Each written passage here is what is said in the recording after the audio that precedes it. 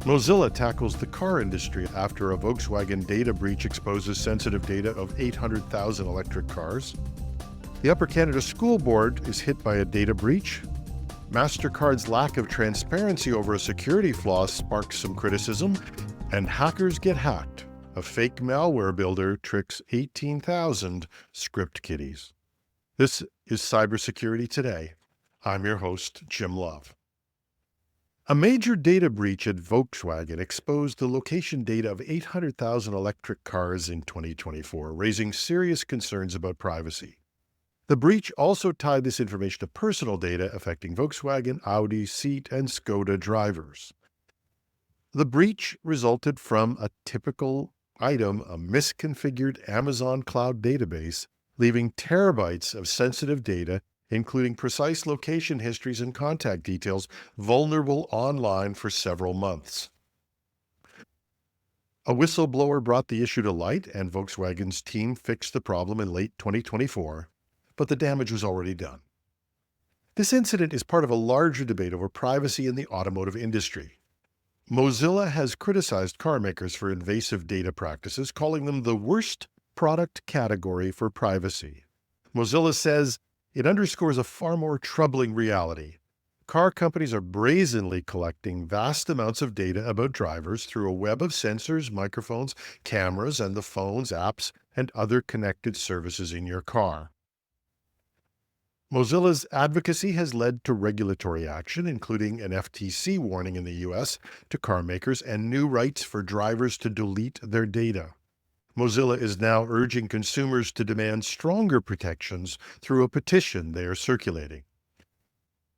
For listeners concerned about privacy, it's a reminder to question what data your car collects and to support initiatives pushing for transparency in data practices. There's a link to Mozilla's petition in the show notes. A data breach at the Upper Canada District School Board has exposed sensitive personal and financial information. The breach, discovered on January 18th, compromised names, addresses, and even in some cases banking details. The school board is investigating the full extent of the breach, but officials have warned that the leaked information could lead to identity theft. Cybersecurity experts and law enforcement have been engaged to assess and address the situation, while affected individuals are receiving notifications. Data breaches in public institutions like schools are becoming more common. They have extremely sensitive data and often have outdated systems and a lack of resources in their small IT departments. So it makes schools, as well as healthcare and other civic infrastructure, easy targets. And as a result, they're facing more and more attacks. In the case of the schools, parents are probably still reeling from the earlier Power Schools attack that exposed the records of school children throughout North America.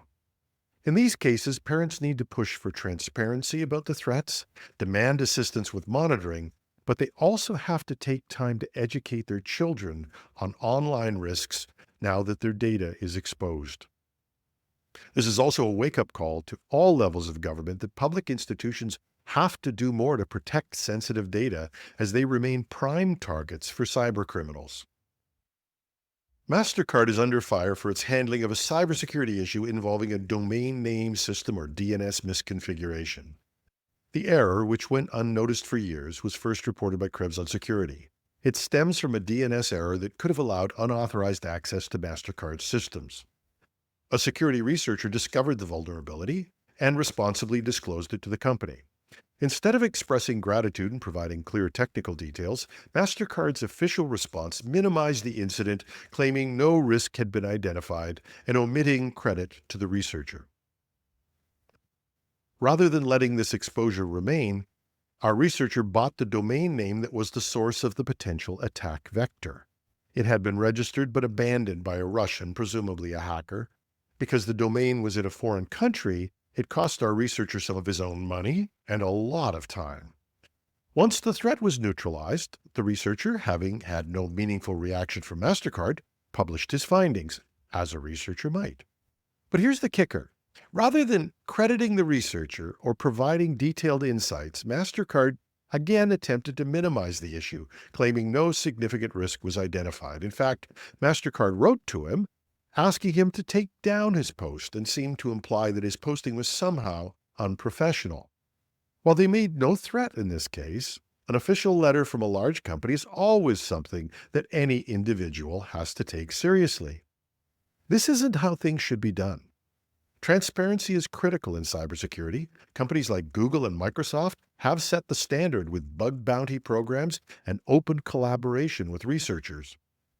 MasterCard's response, which seems to be about seeking to make the story disappear, is not only the wrong approach, but it risks alienating the cybersecurity community and eroding public trust.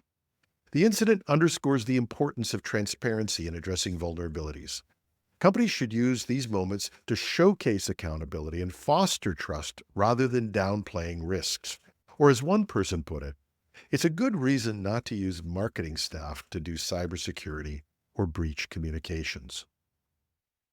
In an ironic twist, a hacker has turned the tables on 18,000 amateur cybercriminals known in the industry as script kiddies by distributing a fake malware builder to them. Instead of helping them launch ransomware attacks, the tool infected the users themselves, turning their own malicious intent into a field lesson in irony. The tool was advertised as a simple solution for creating ransomware, promising inexperienced hackers the ability to deploy attacks with minimal effort.